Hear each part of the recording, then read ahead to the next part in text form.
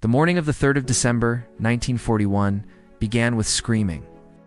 Margaret woke in her freezing billet to the sound of one of the other women sobbing violently. The kind of deep, gasping cries that suggested something fundamental had broken inside her. Two others were trying to comfort her, their whispered words inadequate against the magnitude of whatever had happened. "It's Judith," Catherine whispered, appearing beside Margaret's cot. "She received word last night. Her fiancé was on HMS Barham when it was torpedoed off Egypt. 900 men killed. He was 23 years old. The battleship Barham had been sunk by U-boat 131 on the 25th of November, though Margaret had not known anyone aboard. Now the losses had a face, a voice, a person she shared meals with, who was being destroyed by grief in the bed across from hers. Judith was led away by the medical staff an hour later, her eyes blank with shock. She would not return to Bletchley Park. There was a protocol for breakdowns, quiet and efficient. The women who cracked under the pressure simply disappeared, sent to rest facilities where they could recover away from the work that had broken them. Nobody spoke of it. Everyone understood it could happen to any of them at any time. The cryptographic drought continued through November and into December. The German procedural changes had created a wall that Bletchley Park struggled to overcome. It could still break some messages, but the critical intelligence that allowed effective convoy routing had become sporadic and unreliable. The Admiralty complained. The Royal Navy complained. Churchill himself reportedly demanded to know why his codebreakers had suddenly become useless. Because cryptanalysis is not magic, Alexander snapped during a heated meeting with naval intelligence liaison officers. The Germans made us complacent by being predictable for too long. Now they have tightened their security, and we must adapt our methods accordingly. Mathematics does not bend to political demands or military necessity. Either give us time to solve this properly, or accept that our intelligence will be incomplete. But time was measured in sinking ships and drowning sailors. Every day of failure added to a butcher's bill that haunted everyone in Hut. 8. Margaret had been working 18-hour days trying to crack the new German procedures. Her health was deteriorating. She had lost weight she could not afford to lose. Her hands shook constantly from exhaustion and poor nutrition, and she had developed a persistent cough that the medical officer warned might become pneumonia if she did not rest. She did not rest. None of them did. Resting meant giving up, meant accepting that German sailors would kill Allied sailors while they slept safely in England. The guilt was irrational but overwhelming. On the 8th of December, everything changed in a way nobody at Bletchley Park had anticipated. Japan attacked the American naval base at Pearl Harbor. The United States, which had been providing material support to Britain while remaining officially neutral, was suddenly at war. Within days, Germany and Italy declared war on America in solidarity with their Japanese ally. The strategic implications were enormous. America's industrial capacity would eventually tilt the balance decisively toward the Allies. But in the short term, the situation was catastrophic. The United States Navy was crippled in the Pacific. American merchant shipping in the Atlantic was completely unprepared for submarine warfare. German U-boats began sinking American vessels off the eastern seaboard at an unprecedented rate. "It's a massacre," said Richard Pendard, reading the casualty reports with visible distress. "The Americans are sailing with navigation lights on. Their coastal cities are fully lit at night. They are not using convoys or escorts. The U-boats are calling it the second happy time. They are sinking American ships faster than we can count them." Bletchley Park received urgent directives to prioritize American coastal waters in their decryption efforts. But they were still struggling with the German procedural changes from October. The intelligence they could provide was fragmentary and often too late. Margaret found herself assigned to a new task. The Admiralty wanted someone to analyze whether the Germans had somehow penetrated British naval intelligence. The coincidence of improved German security measures happening just as Bletchley's break rate had reached its peak suggested either extraordinary bad luck or a security leak. She was given access to files she had not known existed. After-action reports from naval engagements, intercepted German intelligence assessments, records of which convoys had been attacked and which had sailed safely. The pattern that emerged made her blood run cold. The Germans had not broken British codes, but they had developed sophisticated traffic analysis, studying the patterns of British radio communications to infer convoy routes and timing, even without reading the actual content. When British destroyers were dispatched to hunt U-boats, the sudden increase in naval radio traffic in specific areas gave away the operation. When convoys altered course, the changes in communication patterns revealed the new routing. "We are betraying ourselves," Margaret explained to Alexander and the naval liaison officers. "Every time we act on decrypted intelligence, we create a signature in our own radio traffic that German analysts can study. They do not know we are reading their codes, but they can see that we are responding to their movements with implausible precision. They have adapted by making their procedures more random and less predictable, which degrades our ability to decrypt their messages, which in turn makes our responses less precise, which makes them feel more secure." "So what do we do?" demanded a Royal Navy captain. "Stop using the intelligence. Let ships sink so the Germans remain confident." "In some cases, yes," Margaret said quietly. "If we react to every decrypted message, the Germans will eventually realize their codes are compromised. We need to accept some losses to protect the larger intelligence source.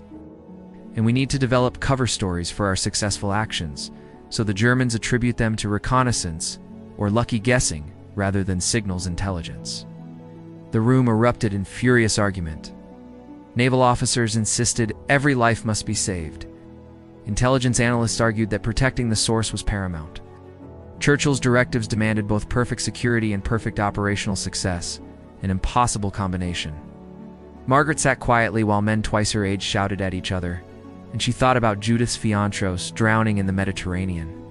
She thought about convoy SC-26 saved by their March breakthrough. She thought about the hundreds of messages they had failed to break and the ships that had sunk as a consequence. There were no good choices. There were only calculations of which deaths were acceptable and which were not, which sacrifices served the larger strategy and which were simply waste. It was a calculus that left stains on the soul. The meeting ended without resolution, but the seed had been planted. Over the following weeks, British naval intelligence began implementing a new protocol. Not every decrypted message would be acted upon. Some convoys would be allowed to sail into danger despite Bletchley Park's warnings. Some U-boat positions would remain unexploited. Intelligence would be used selectively, carefully, with elaborate cover stories developed to explain British successes through means other than code breaking. It was necessary. It was strategic. It was monstrous. Margaret participated in the selection meetings where they decided which intelligence to use and which to withhold. A convoy here would be saved, a convoy there would be sacrificed. The mathematics of war conducted in its purest, most terrible form. She began having nightmares. Not about the work itself, but about the men she was condemning to death through calculated inaction. In her dreams, she saw sailors drowning while she stood on shore with decrypted messages in her hands. Watching them die because using the intelligence would compromise the source. Catherine found her one night in the canteen at 3 a.m, sitting alone with cold tea and shaking hands. "You cannot carry this alone," Catherine said gently. "None of us can. What we are doing here is saving tens of thousands of lives at the cost of thousands. The mathematics are clear. But mathematics do not account for guilt, and guilt will destroy you if you let it." "How do you live with it?" Margaret asked. "How do you decide that one convoy matters more than another? That these sailors deserve to be saved while those sailors are acceptable losses?" "I do not decide. We all decide together, and we make the best choices we can with imperfect information under impossible constraints. And then we return to our desks and break more codes so that tomorrow we can save more lives." Catherine's voice was steady, but her eyes were haunted. "This is the war we fight. Not glorious, not simple, not the sort of thing they will make films about. But necessary, always necessary." The cryptographic breakthrough came on the 19th of December from an unexpected source. A German U-boat was severely damaged by depth charges in the mid-Atlantic and began transmitting distress signals requesting immediate assistance. The radio operator panicked and, violating every security protocol, sent multiple messages using simplified procedures that made his transmissions easier for other German vessels to receive and act upon. They also made them easier for Bletchley Park to decrypt. The distress messages revealed the current day's cipher settings in their encrypted headers. With those settings in hand, Hut 8 could read everything the Germans had transmitted that day. More critically, they could analyze exactly what procedural changes the Germans had implemented in October. "They are still using predictable message formats," Margaret explained to the assembled Hut 8 staff. but they have randomized the starting positions for each message within those formats. So we can still use cribs for message types, but we need to test multiple starting positions for each crib. It increases our workload by a factor of 10, but it is absolutely solvable. They modified their bomb procedures to accommodate the new methodology. The machines ran longer for each message, testing more positions. The work became more labor-intensive. But the break rate began climbing again, 41% in late December, 59% in January of 1942, 67% by February. The Battle of the Atlantic remained desperate, but the tide was slowly turning. American industrial production was beginning to be felt. New escort vessels were being commissioned. Long-range aircraft were closing the gap in mid-Atlantic air cover, and Bletchley Park was once again providing the intelligence that let convoys route around wolf packs and destroyers hunt submarines with lethal efficiency. Margaret celebrated her 23rd birthday on the 14th of February without acknowledging it to anyone. She had been at Bletchley Park for 11 months, though it felt like a lifetime. The girl who had arrived in March of the previous year, nervous and uncertain, had been replaced by someone harder, more capable, more damaged. She had personally contributed to breaking over 400 German naval messages. The intelligence derived from those breaks had saved an estimated 60 to 80 merchant ships and the thousands of sailors aboard them. It was an accomplishment that should have filled her with pride. Instead, she felt numb. The work had become mechanical, automatic. Receive intercepts, analyze patterns, find cribs, run bombs, decrypt messages, pass intelligence to Admiralty. Repeat endlessly, day after day, an industrial process of mathematics and death. Her brother James came to visit in March on a rare leave from his home guard duties.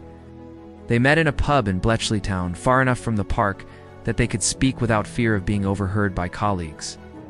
He looked healthier than when she had last seen him, though his left arm still hung stiffly and his eyes still carried shadows. "You look terrible, Mags," he said bluntly. "When did you last eat a proper meal? When did you last sleep more than 4 hours?" "I am fine," she lied. "The work is demanding, but it is important." "What work exactly? You've been filing papers and typing letters for a year now, according to your official assignment? That should not leave you looking like a concentration camp survivor." She said nothing. The Official Secrets Act weighed on her tongue like iron. James studied her face for a long moment. "Right," he said finally. "I do not need to know what you are really doing. But whatever it is eating you alive. You need to take care of yourself, Margaret. The war will not be won or lost based on whether you work yourself to death. You do not understand," she said quietly. "Every day I do not work, people die. Every message I fail to break costs lives. How do I rest knowing that? The same way I rest, knowing that men died at Dunkirk while I survived. The same way every soldier rests, knowing his mates were killed while he was lucky. You do the best you can, and you accept that you cannot save everyone, and you keep living anyway."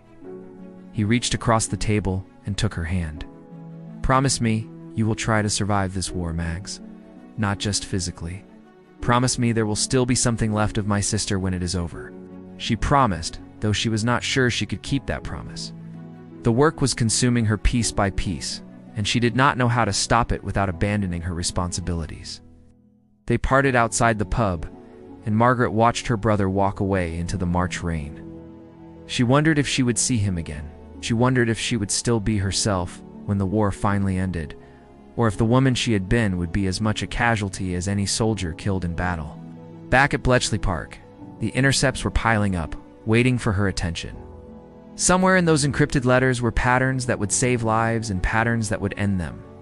Somewhere in that chaos was meaning, and it was her job to find it.